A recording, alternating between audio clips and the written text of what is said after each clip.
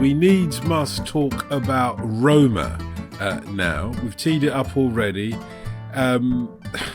What's going on there, Andy? How did we get to the point where Roma is imploding, if you like? Yeah, it's such a lot has happened already this season, and such a lot has happened in the last couple of weeks, really, Dotun. So they start the season having spent a significant amount in the transfer market, really revamping the team, trying to make it a bit younger. And then Daniele De Rossi, who'd been taken over from Jose Mourinho, done very well, given a new contract in spring, was fired after 4 games. 4 winless games, you could argue, 3 of which he didn't lose, I might add as well, with this completely new team that he's still calibrating. Now, the shockwaves that this has left is significant, really, because it's not just that it was a premature sacking. It was a premature sacking of the most popular figure in the history of the club behind Francesco Totti, and that the club did it with like a 2-paragraph statement, which has absolutely enraged Roma fans, that their hero has been treated like this. Quite a fact, apart from the fact that he's clearly set the team back. They brought in Ivan Juric, the Croatian, who's done a decent job actually before at Verona and Torino. But going from that sort of, overachieving in higher mid-table to trying to mould a Champions League contender is a totally different job. There was never any suggestion from anyone who knows what they're talking about that it was going to be any sort of upgrade, I don't think. If they'd have had like Pep Guardiola around the corner, then fair enough, maybe you'd have had an argument. So it's not only the mistreatment of De Rossi, although that is the main thing for the Roma fans. They feel that the Friedkins, the owners, have really disrespected their traditions. And it's left Juric really in an impossible position, because he's moulding a set of players that were not assembled for him in the first place. They're not really suited to him, and he's not really suited to them. And then on top of that, you've got a lot of players who would rather De Rossi has not been sacked. The fans who are absolutely furious with the owners. I mean, I'm really interested to see how it unfolds tonight. I'm off after the record of this to go and see them at Union Saint-Gilloise in the Europa League in Brussels. And the Roma correspondent for Sky Italia yesterday did a report where he said, yes, we can confirm that Ivan Juric will be in charge for tomorrow night's game against Union Saint-Gilloise in the Europa League. And you're like, well, the game's tomorrow. Of course, you would expect. But the fact that he has to reiterate it shows you how toxic really the situation has become. And I was there last Thursday at the Olimpico when they beat Juric's old club Torino with like competent enough performance. But like the level of anger from the stands is significant, and I'll be surprised if Juric makes it the other side of the international break. The question is, do the owners have a plan to replace him? Well, you say that, Andy, but I saw Juric talk about this publicly. He said he has met with the Friedkins, he spoke to them, and I felt their faith in me, he said. Well, so there's that. Juric is feeling the faith, but he also said we must start to get results. Other quotes include, "We need a win tomorrow to put in a great performance to boost morale." So yeah, no, that he is just a little bit of an competent. I mean, he's clearly done a competent job, like you said, at Torino and Verona. But if you're gonna unceremoniously dismiss someone who has this sort of incredible status with the fans, he's not an inspiring replacement, is he? Like, no. I think on a cold, hard, logical perspective, as a firefighter to try to stabilize the team and try to get something out of the season, I don't think he's necessarily a terrible choice. But he's not an inspiring candidate at all, and there's no sense that this has immediately fallen into place. But then again, if you're a Roma fan, you want to be careful what you wish for here, because, I mean, one of the names that have been linked with the job is one Frank Lampard, which I think is sort of, it's not where you want to go with this. And I have a lot of time for Mr. Friedkin, because I think I think if I was a billionaire, I think this is how I'd play it. You know, he's bought football clubs. He knows how to fly a plane. He plays a lot of golf. I think, setting aside my instinctive suspicion of very rich people, I think this guy, if you're going to be a billionaire, this is the way to go. But if you're overseeing a football project that's even considering the appointment of Frank Lampard in the year of our Lord 2024, you might need to find some better consultants, I think. Well, and we'll come to the Friedkins in just a moment. I'm sure Everton fans will be grateful for us to expand on any sort of lessons that might have been learned from their ownership of Roma.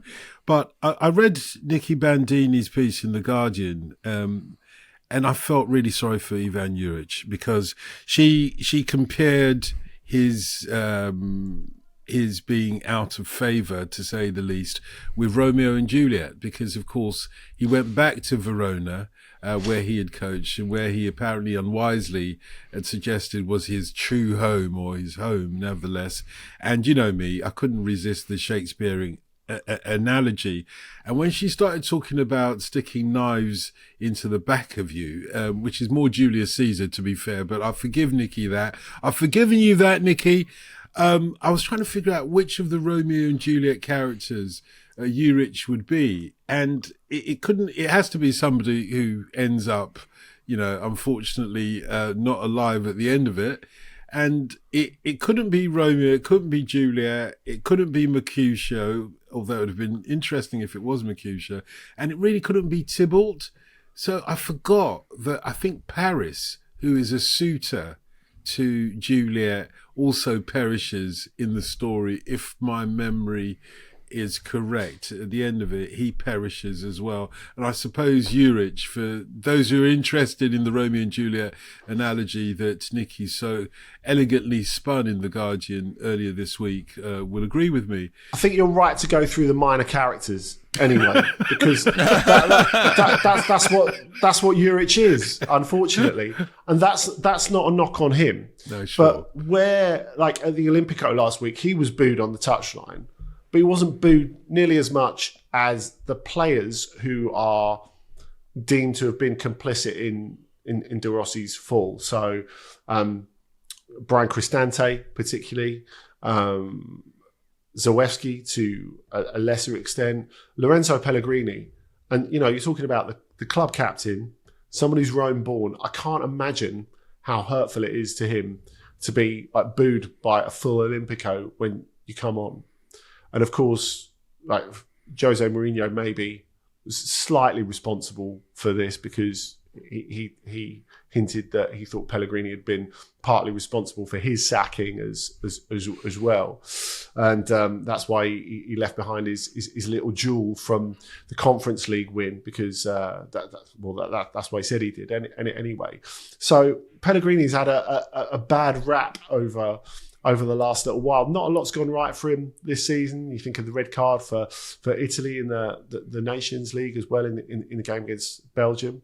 And he's someone who I think really does have the best interests of the club at heart. But I think it does show you why, there is this infighting. And it, as you say, Dotun, it's something that the Friedkins, if they don't want to let this get out of control and overshadow a lot of the good work that they have done at Roma, certainly in terms of infrastructure and advancing the stadium project, they're going to have to get some sort of grip on this.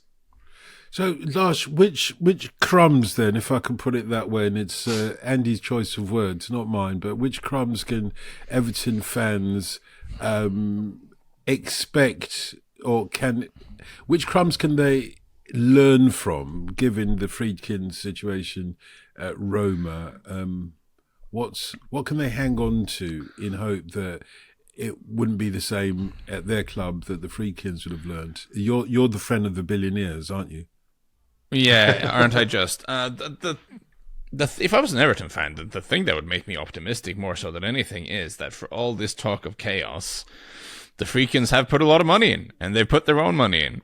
Money, and not non-existent money or someone else's money or money we don't know where it comes from. It's and I think if you're in Everton's situation, having an owner who's willing to stick his hand in his pocket is a huge and important thing to rectify that ship.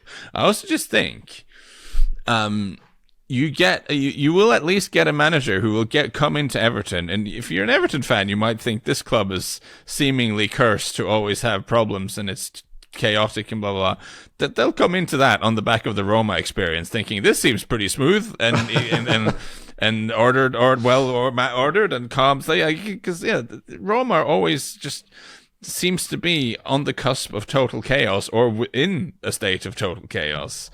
It is a fascinating club in that regard, and as much as I'm not convinced he has much to offer as an elite level coach in 2024, I think what made Jose Mourinho as a sort of weirdly good fit for the team for so long is that he does seem to like that chaos and harness the forces of the fan base and all this sort of stuff that can swamp a lot of coaches. Mourinho did deal with that part of it really well for a long part of time. It's just a shame the team was no good.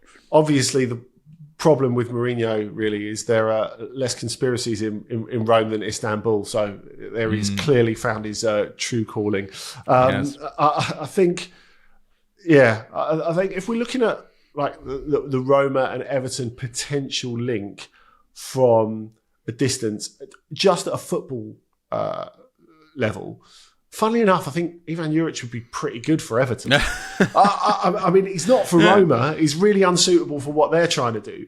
But, if you're talking about stabilising a club in mid-table, gently improving, moving towards the top 10, I feel pretty confident he could do that, actually.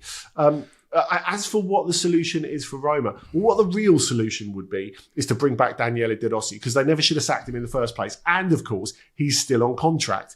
The question is, do the Friedkins have the will to do that? Doubtful. Would he have the will to come back?